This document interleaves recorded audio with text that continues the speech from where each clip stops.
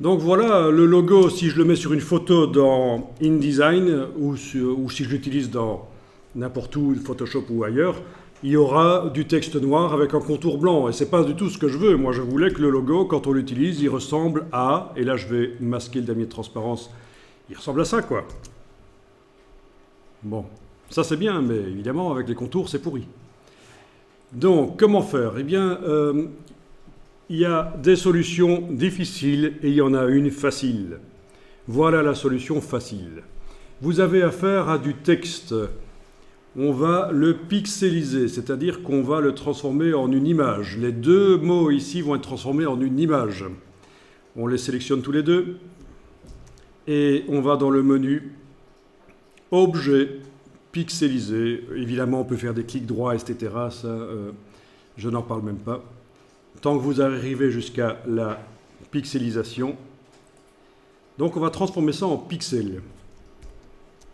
Voilà la boîte pour pixeliser. Donc ça c'est la méthode facile. Je ne vous expliquerai pas le difficile parce que c'est pourri, ça prend du temps, c'est prise de tête. Moi je me demande pourquoi ils font toujours 4 méthodes en fait. Une facile, une difficile, une pas difficile. Mais en fait il y a l'historique de Illustrator où il y a les anciennes méthodes qui cohabitent avec les nouvelles. Et puis il y a aussi les astuces de graphistes et d'infographistes qui hackent le logiciel pour l'utiliser d'une certaine manière qui n'était pas prévue au départ. Et ça c'est plutôt un hack ce que je montre là. Donc résolution, densité de pixels, 300 pixels par pouce, c'est bien. Arrière-plan blanc ou transparent, peu importe, puisque de toute façon pour la suite ça n'aura aucune importance. Je vous explique pourquoi, vous pouvez laisser l'arrière-plan blanc. Ne cochez surtout pas créer un masque d'écrêtage. Sinon, ça va foirer. Donc, ne cochez pas ça, parce que je sais qu'il y en a, quand ils voient une option, ils aiment bien cocher.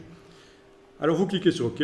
Et voilà, ça, c'est une image. D'ailleurs, voilà, il est marqué image ici, créée par Illustrator, puisqu'elle est entre brackets.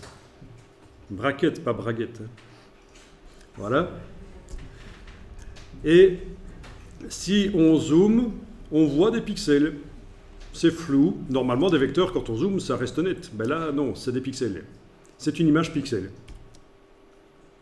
On va enregistrer sous un nouveau nom, parce qu'il ne faudrait pas écraser par erreur la version 3. Donc je vais enregistrer la version 4 ici, chez moi. Voilà. On marque quoi Et alors l'idée ici, c'est que je vais retransformer ça en vecteur, avec évidemment le moteur de vectorisation de Illustrator. Et je vais demander que ce qui est blanc devienne transparent. Alors, on pourrait se dire, mais pourquoi est-ce qu'on n'a pas fait l'image du texte noir entouré de transparence? Il y avait l'option, là, transparent, quand on pixelisait. Ça ne sert à rien, parce que le moteur de vectorisation de Illustrator ne tient pas compte de ce qui est transparent. Quand c'est transparent, il considère que c'est du blanc. Donc voilà, on a déjà du blanc. Alors on y va, on va chercher le moteur de vectorisation. C'est donc dans le menu Fenêtre, Vectorisation de l'image. Fenêtre, Vectorisation de l'image. Mais c'est bizarre, hein, on avait des vecteurs, on les transforme en pixels, puis on les retransforme en vecteurs. Mais voilà. Vous cochez soit la case aperçue, soit la case vectorisée pendant que votre image est sélectionnée. Ça vectorise. Voilà. Et du coup, si vous zoomez, vous voyez que c'est net. Ça vous montre déjà les vecteurs. Voilà. Si vous cliquez sur l'œil, ça vous montre l'image en fait. Vous avez ici un petit œil qui vous montre l'image quand vous cliquez sur elle. Et quand vous lâchez, c'est les vecteurs.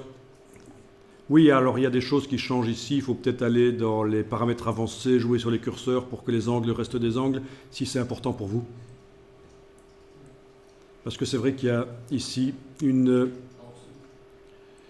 interprétation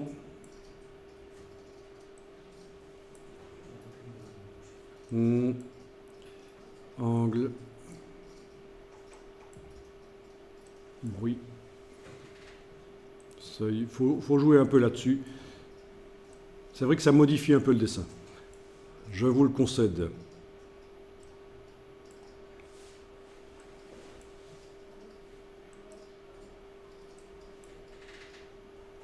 Voilà. Bon. En jouant sur les paramètres avancés, les différents curseurs, j'ai pu influencer un peu le résultat pour que ce soit un peu plus fidèle par rapport à ce que c'était au départ. Ce sera encore modifiable après s'il fallait.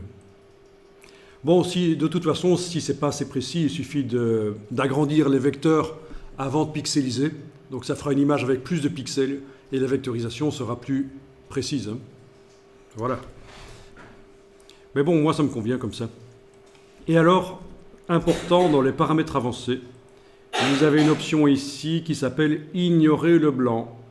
Donc quand vous cochez ça, ce que ça va vous générer, c'est des vecteurs noirs entourés de transparence.